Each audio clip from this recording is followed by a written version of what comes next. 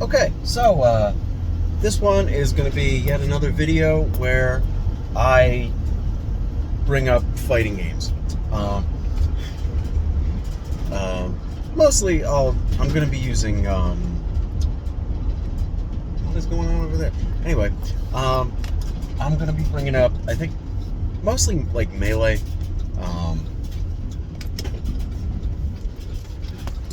Like that Smash game specifically, because it has the largest selection of what I'm going to talk about, and that is indefensible, usually moves, or in some cases you can call it, in other, like in TTRPGs, you might call them mechanics or features or just things that are too good,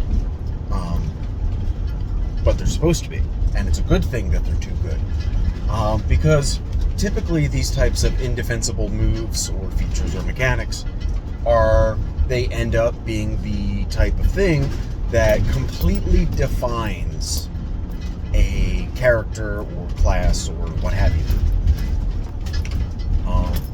So, for example, we can look at, I guess first we'll talk about Marth in Melee. So for those of you that weren't professional Melee players, or, side tangent, I never liked calling like high-level players professional players. That's something we did like in 2005 and 2006 when I started getting into competitive fighting games in general. I don't even know where that term explicitly came from, other than just, like, the term pro was just the word we used for, like, the best players, instead of high level or any other more applicable term. Because professional or pro, like, it's not a really descriptive term. It wasn't at the time, and it's not now. So I'll probably say it again, but that's not explicit. That's not exactly what I mean. If I say pro player, I really just mean high level player, or whatever other words you want to use. So we'll look at Marth. And for those of you that don't know, Marth is a swordy character, sword using blah blah blah. And the way that they worked was they had a tipper mechanic at the tip of their sword. Any hit you land with the tip, at the tip of their sword, you got increased damage, increased knockback, whatever. And so there was this. It wasn't an execution reward. It was a reward for good spacing. But the thing about it was, like, you were already you already wanted to, like, space out your opponent with this character, and using the tipper, like, getting the exact spacing right just made the reward even higher in essentially every case.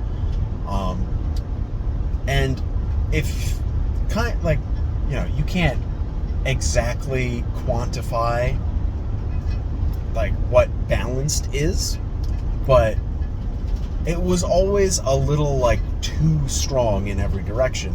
But that's how execution tends to be.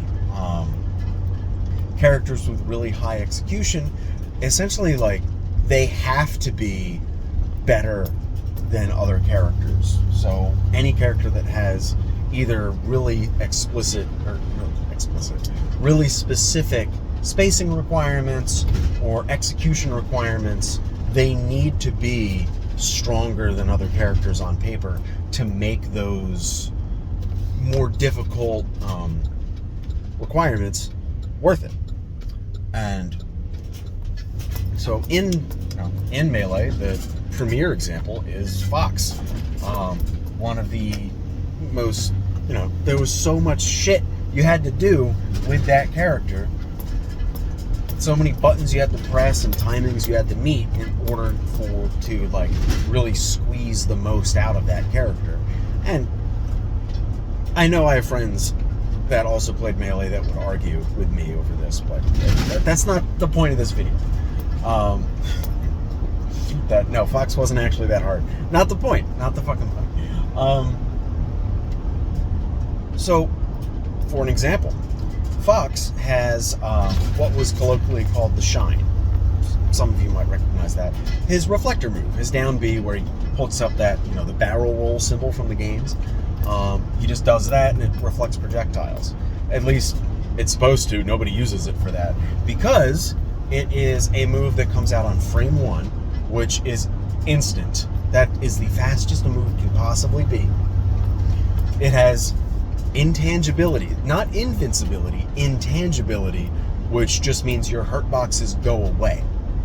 Like, a lot of the time with invincibility, especially in the context of Smash, like, they'll still, like, touch your hurt boxes, and you won't take any damage, and you won't take any hit stun, but that can, like, have an effect. Like, the opponent might go through hit lag, or they'll be like, if it's an attack that's cancelable, it'll register as a hit, and then they'll be able to do stuff. But not the point. So they're intangible, and it's a launcher. If it hits, it's a full body hitbox as well. So it's a frame 1 safe launcher. And it's not even safe, it's plus, first of all. So it's a move that's instant, and it will beat any other move, essentially, for summary's purpose. And it will launch the opponent in such a way that you can do several things. Usually, you'll jump up after them or run after them, depending on whether you're Fox or Falco or the exact situation. Exactly how you hit them away, like how close they were, variables. But you get a combo off of it. And if they block it, well, you can. The thing about Shine is it's jump cancelable.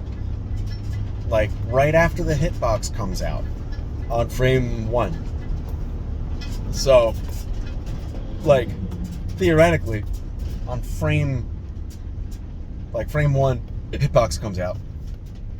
Frame 2, you can jump out of it. Ish. Maybe it's got to be active for a few frames. No, I think it's only a 1 frame hitbox. I don't remember. I haven't looked at Shine and Melee in general in a while. But so operate off of this assumption. Frame 2, you can jump out of it. And in Melee, out of a jump, you can air dash into the ground and wave dash. And then during your wave dash, you can Shine again. What do you think happens here? Especially on a blocking opponent. You can lock them into their shield with Shine.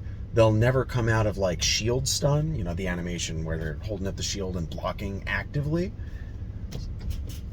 You just do that several times to break their shield. This is an example of an indefensible move. This move is essentially too good, especially compared to, the average strength of a move across the rest of the game, or even across, like, the top 8 or so actually tournament viable characters.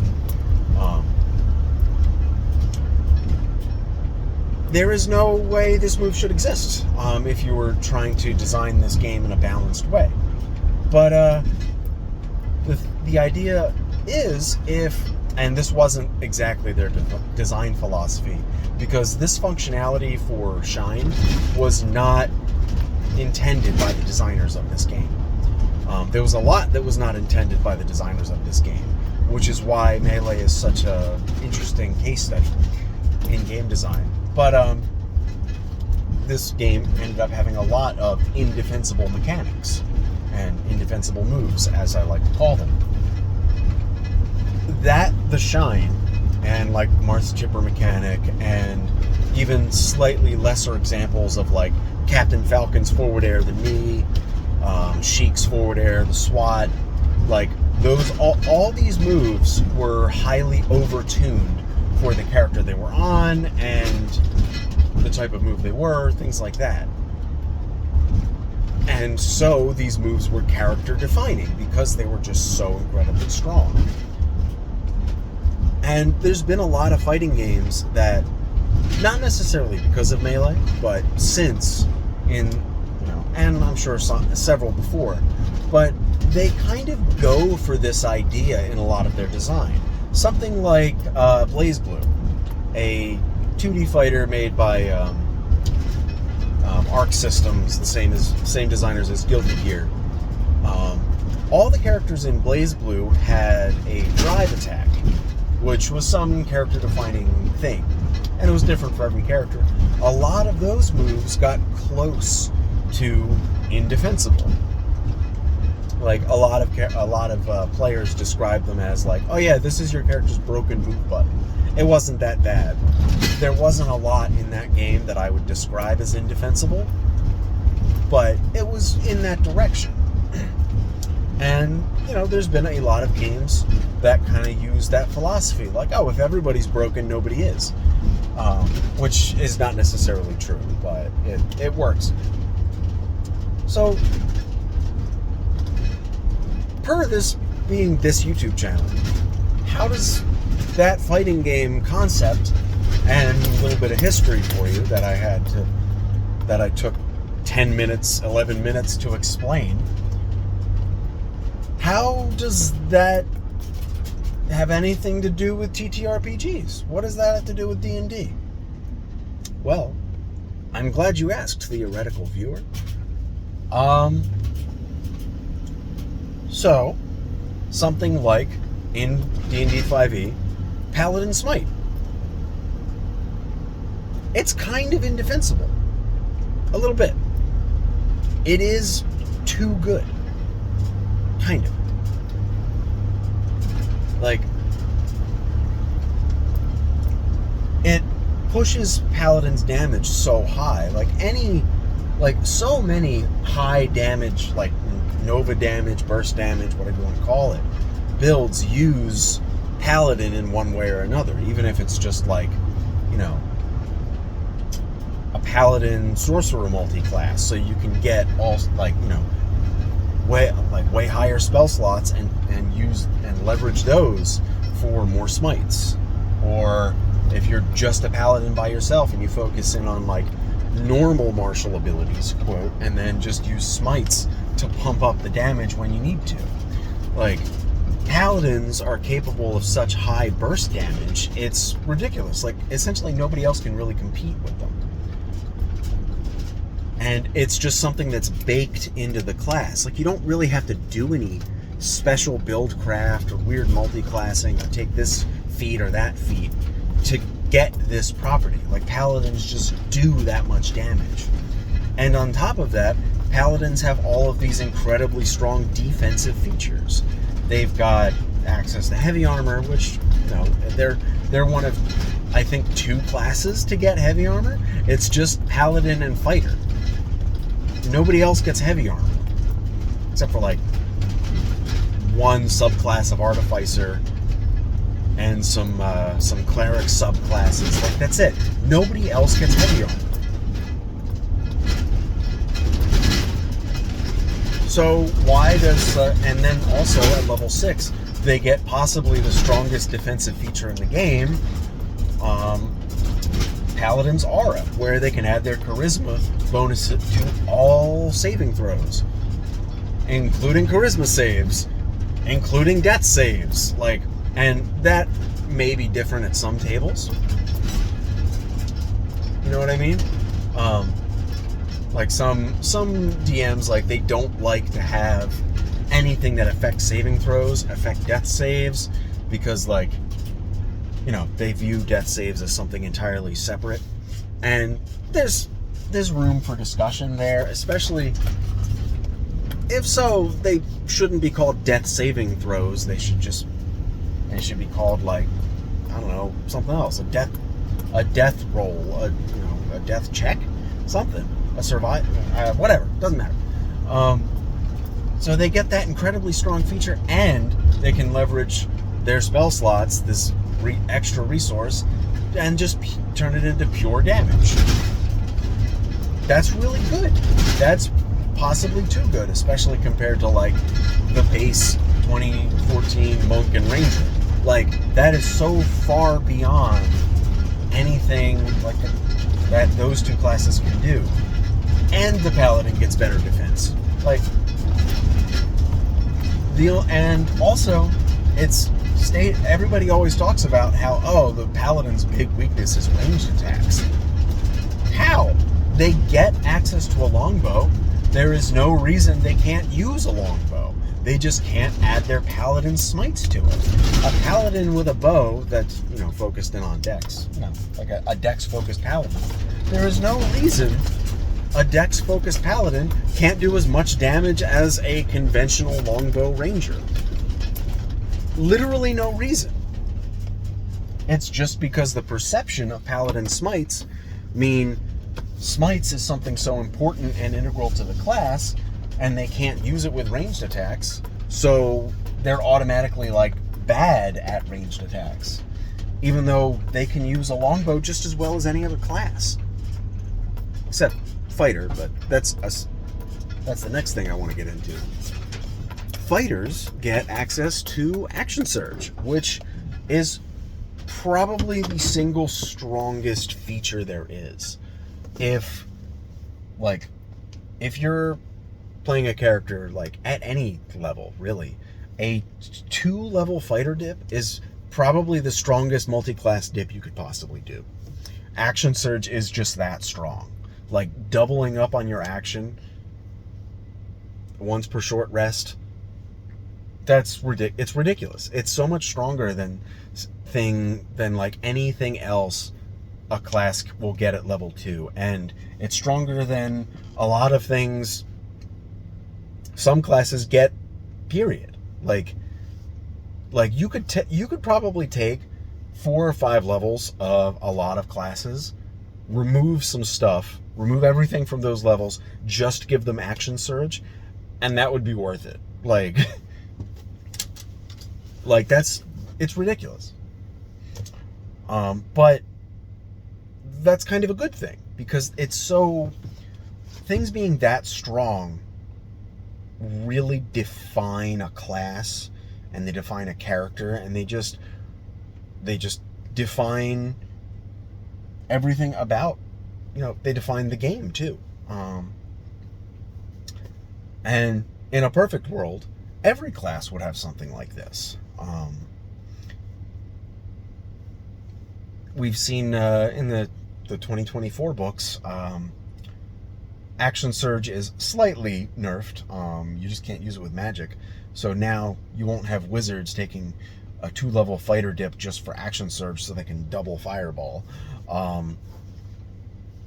But that's kind of whatever. Well, it's not whatever. That's incredibly strong to do, but it's also dumb. So point is, in the 2024 books, they changed some stuff, and they did a lot for Monk. Monk has some good stuff. Nothing I would call indefensible. Actually, Monk used to have something that I would call indefensible in the 2014 book. The Stunning Strike. That is indefensible. It is way too strong just to be able to stun stuff. The only limiting factor in it is the fact that lots of monsters in the monster manual have strong constitution saves, but they don't always. Especially, if 60% of monsters have strong con saves, great. If a little less than half the time you're going to fight something that doesn't, and you can stun the fuck out of it. And if you're willing to spend the key, you can force it to make 4 fucking con saves in one round, and it's probably going to fail at least one of those, even with a good save DC, or a good saving throw bonus. But even, it's one of those things. On paper, it's incredibly strong, but it's kept in check by the fact it's a con save on paper.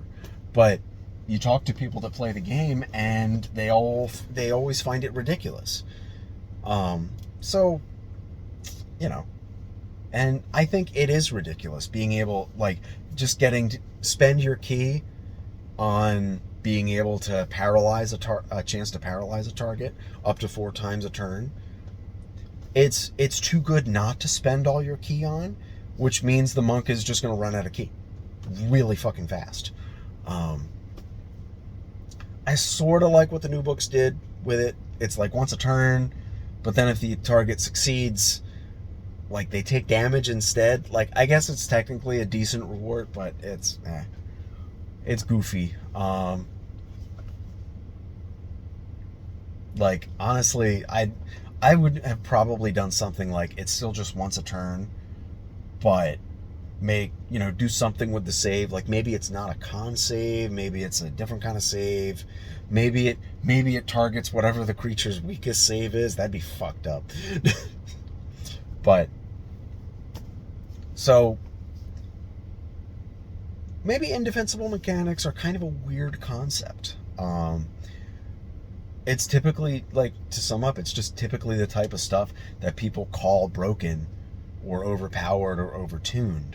But there's a lot of times where these types of features and mechanics and attacks and whatever are actually good for a game, because the other side of this coin, players love using this stuff. That's the biggest thing.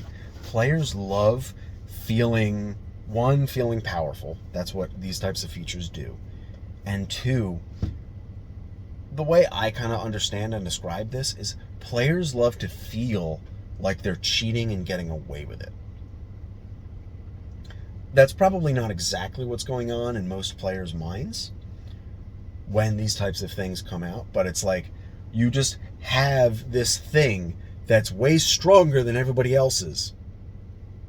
Or you discovered a mechanic that lets you break certain rules. Like, I remember feeling this way playing Symphony of the Night, old first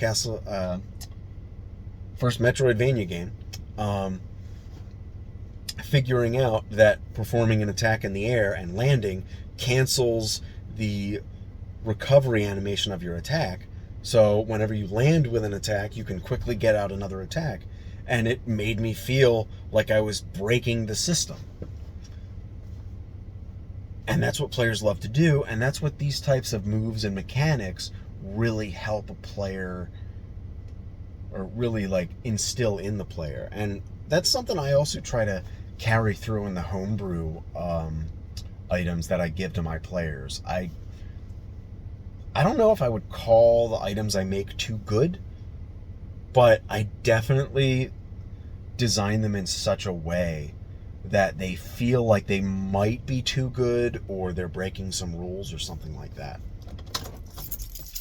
So, some food for thought. Maybe it's kind of a weird concept. Maybe it's something you understand but kind of never put into words. But, yeah, that's what I got for you today.